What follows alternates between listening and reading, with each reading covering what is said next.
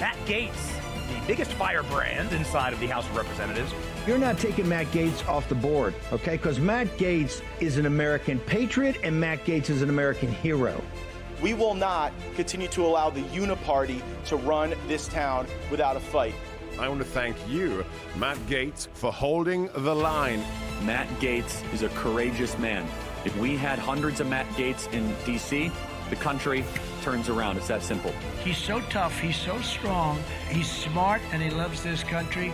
Matt Gaetz. It is the honor of my life to fight alongside each and every one of you.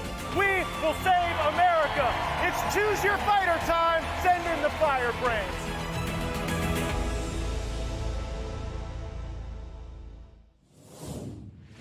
It's important just for the world to show that our democracy is working, that it's thriving.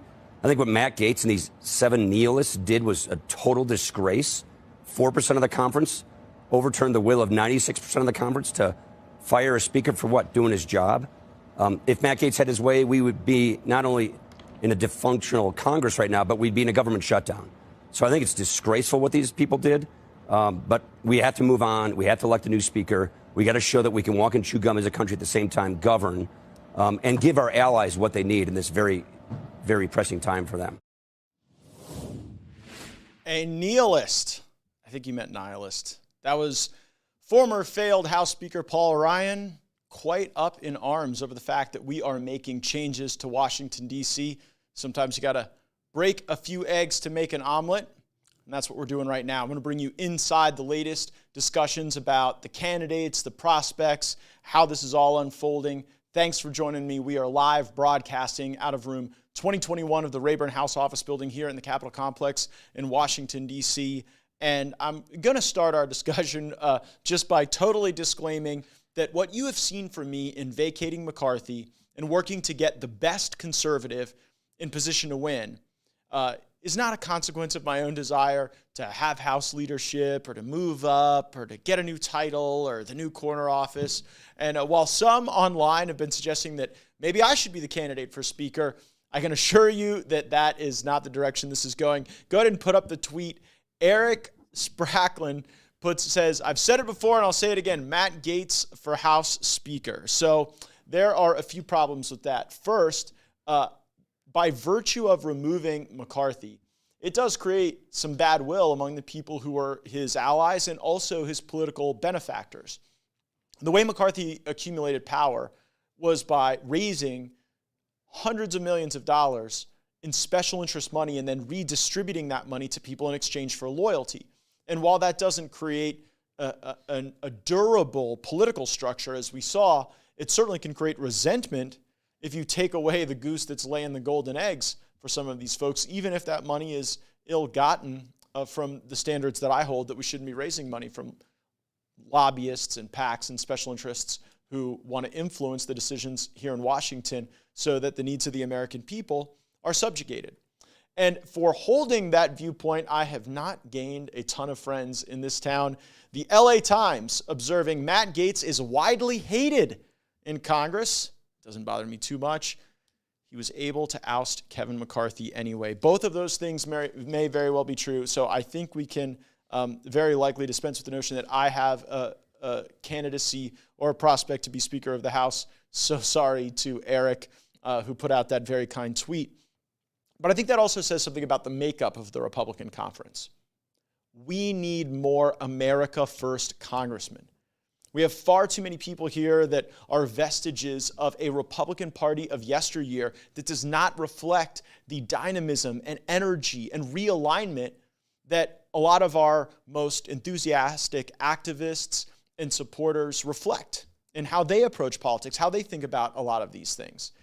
In a lot of ways, the Republican conference here in Washington, D.C., in the House of Representatives, is not a leading indicator of where the Republican Party is. It's a lagging indicator. The leading indicator is really the sentiment that we draw from folks, whether they're commenting right now on our live stream, engaging with us on the phone, in the mail, digitally. And the American people want to see Washington change. That is coming through. Representatives are hearing that message as we engage in this contest for Speaker. But for people who hold views like me, to have a greater say in Washington, D.C. It is not ambition that is the essential ingredient. It is a constituency of the membership. And on any given day, sometimes it's 4, 5, 8, 20, 25, 30. We've finally gotten a majority of the majority to oppose U.S. involvement in the war in Ukraine, but that took some time. Again, Congress has the lagging indicator, not the leading indicator. And so mark this as a moment where we rededicate ourselves to the concept of having more America first principles and values and people here in the United States Congress working on the stuff that's important to the American people. There is a lot of enthusiasm for Donald Trump as a potential speaker candidate. So as many of you will remember, I first nominated President Trump for Speaker of the House back in January. I'll give you a listen to that clip. What purpose does the gentleman from Florida rise? To place a name in nomination for the position of Speaker of the House. The gentleman is recognized. My friends, when Donald Trump was president, taxes were cut, regulations were slashed, energy was abundant, wages were rising, capital was returning from overseas to fund the dreams and ambitions of our fellow Americans, and the economy was roaring. And so I nominate President Trump because we must make our country great again, and he can start by making the House of Representatives great again. So I gave that nominating speech, and I can't say that the movement took off.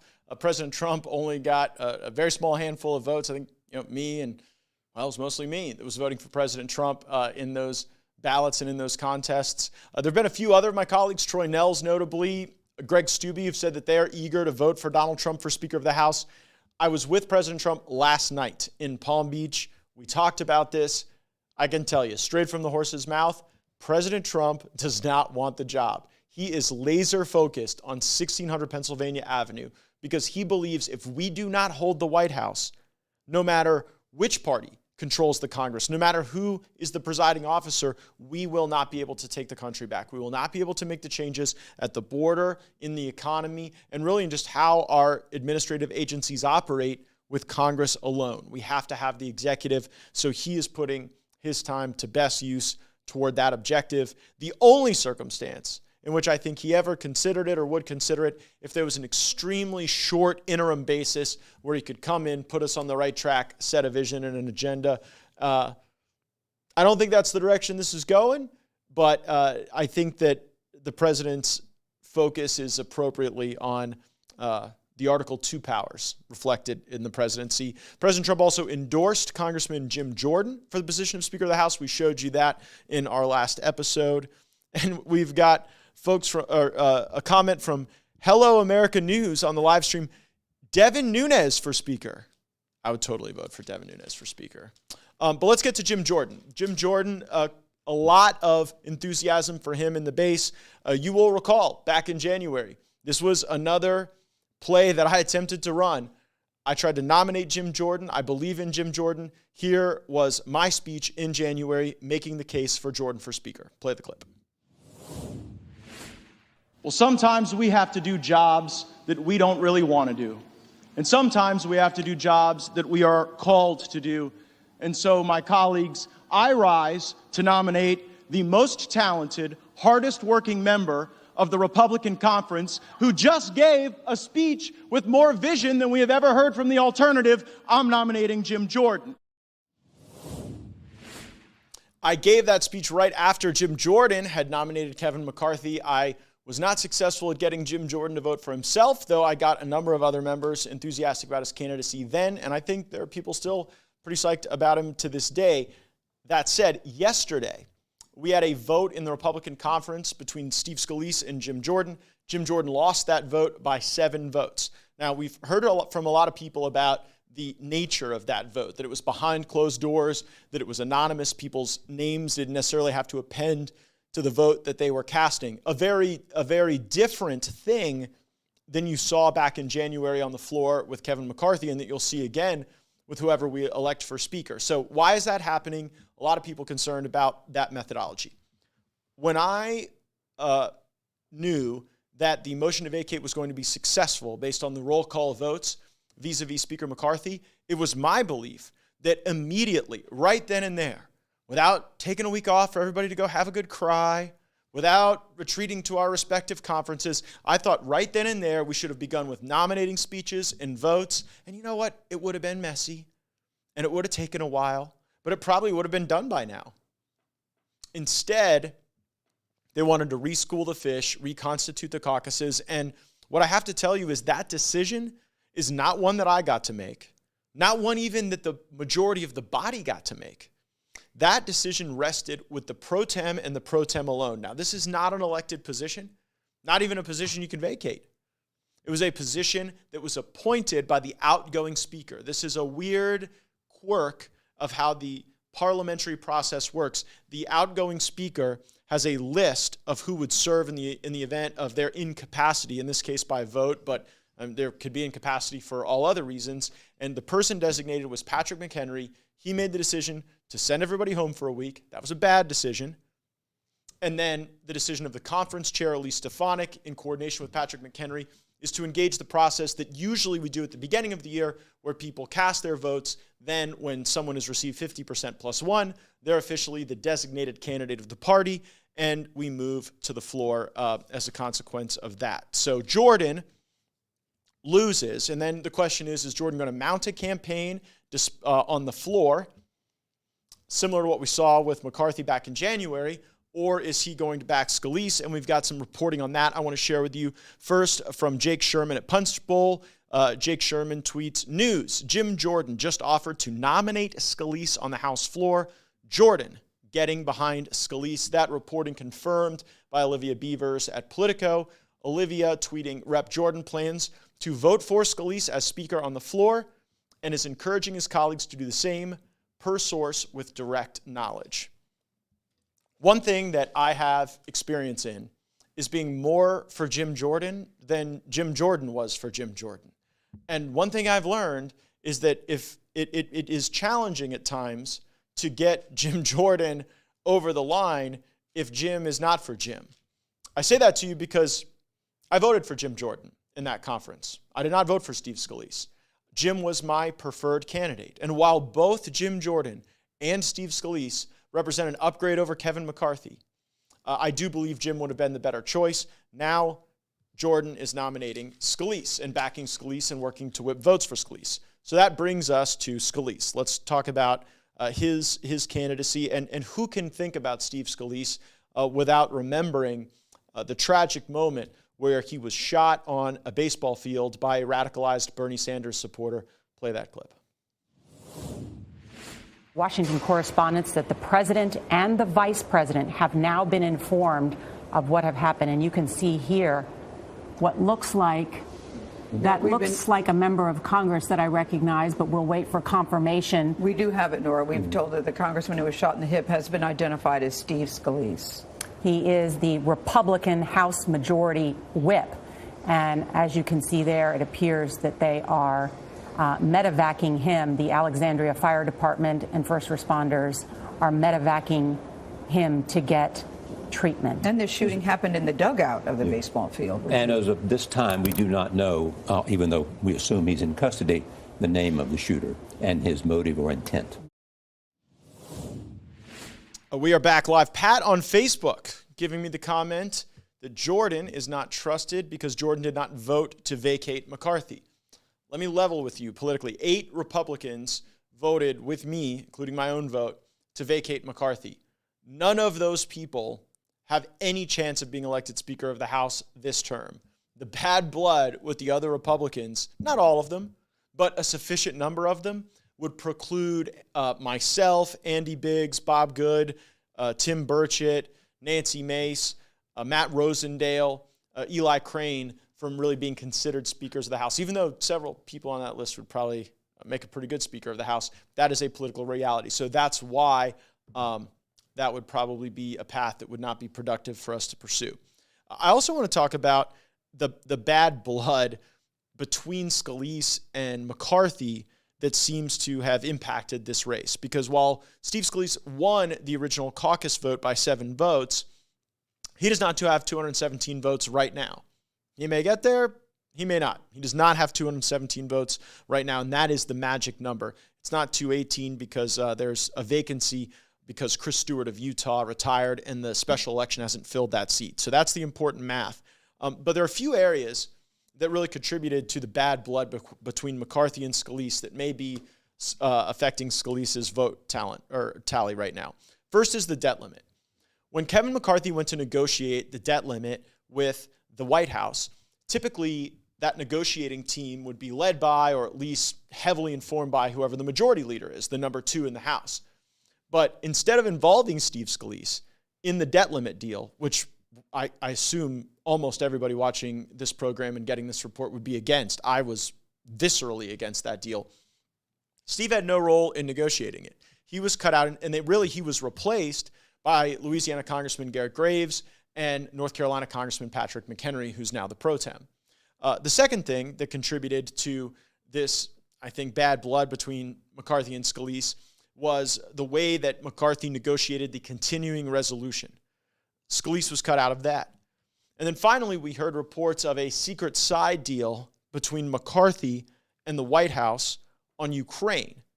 And Scalise was cut out of that as well. And so this may be creating a rub where some of the remnants of McCarthy world are simply unwilling to deliver their votes to Scalise because they know of the drama or tension that existed between McCarthy and Scalise during a lot of the time when they were both members of the leadership team. Now, on Ukraine specifically, I've gotten a lot of comments about this because I do not support more funding for the war in Ukraine. I was one of, I think, 3-4 members who from the beginning has opposed this. And both Jordan and Scalise were asked their perspectives on Ukraine, and they gave the exact same answer, even though they have a very different voting record. And I align with Jordan's votes, of course. They both said that the White House hadn't produced a plan, that a majority of Republicans were against continuing to fund this, and they were both pretty negative on it. Now, circumstances change. Got to evaluate people not just by what they say, but how they vote. That's how all of us get evaluated. But I wanted to bring you to that point because how people are thinking about Ukraine is informing a lot about how folks think about the direction of the House and how it should be led. And there are equally strong, passions on both sides of that. I mean, we have some members who will not vote for somebody that doesn't want to have an America last policy and send every last dollar to Ukraine. And there are some of us who have a real hard time ever pulling the lever for someone who thinks that this is going to be America's new costly forever war with high risk of escalation, accident, and sleepwalking us into World War III. That's Ukraine. So now we're in a circumstance, we just got out of a meeting with the Republican conference where Scalise asked those who opposed him to come forward, share their concerns. He was talking through those concerns with them, and I didn't see a lot of votes move during that particular meeting. And so, then the question becomes, what happens if neither one of these guys can get the votes? What happens if some of the Jordan people, even though Jordan apparently has said he's going to nominate Scalise, is whipping votes for Scalise, even though that's happening, there may be Jordan people that don't want to vote for Scalise. There may be Scalise people that don't want to vote for Jordan.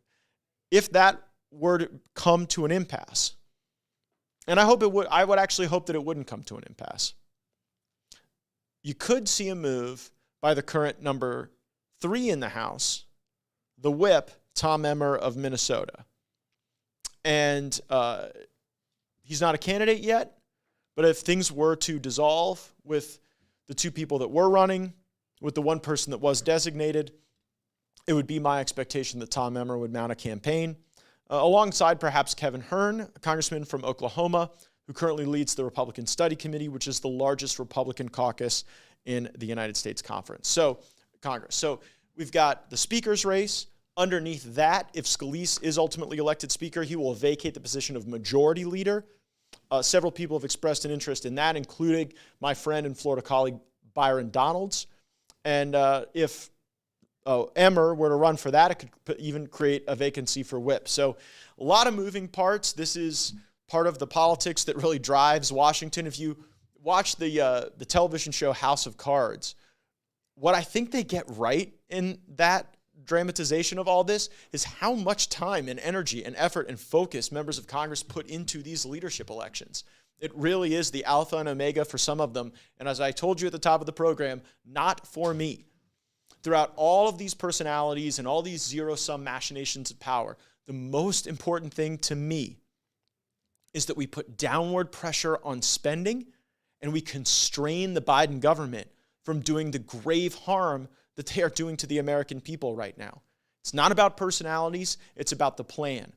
And we cannot continue to underwrite Joe Biden's debt, advance his spending that is crushing people through inflation, all alongside the Nancy Pelosi, Mitch McConnell negotiated policies that I want to rip out of United States federal code. And the only way to do that is single subject spending bills. And I'm fighting real hard for that, no matter who ends up in what leadership position. But my commitment to you is I'll keep you informed. I'll keep you up to date. I'll let you know. You deserve to know not just what my perspective is. Again, I went in and voted for Jordan. Some folks don't like that on the live stream. Some folks really do like that. But what you deserve to know is how the case is being made and what it means for you and the power centers here in Washington if certain coalitions advance or dissolve or are able to constitute a functioning majority in the United States House of Representatives. Been a whole lot of whining about, oh, well, you know, McCarthy's gone. Oh, the House is in chaos. We don't have a functioning legislative branch of government. Spare me the breathless pearl clutching. We had been failing for 9 months under Kevin McCarthy. No budget, no release of the January 6 tapes, no subpoena to Hunter Biden. We didn't have a functioning House of Representatives when we did have a speaker. So it is worth it to rip off the Band-Aid, to get this right, and to put ourselves in a position where we have a leader who can inspire and who the Republicans in our conference can trust. And I know that means we got Republicans from East Coast, West Coast, rural, urban, suburban, everything in between. But I know that for us to be able to drive action, we have got to have more boldness in the speaker, and we've got to surround them with a team that is willing to go to battle against the Biden administration and the Chuck Schumer-led Senate.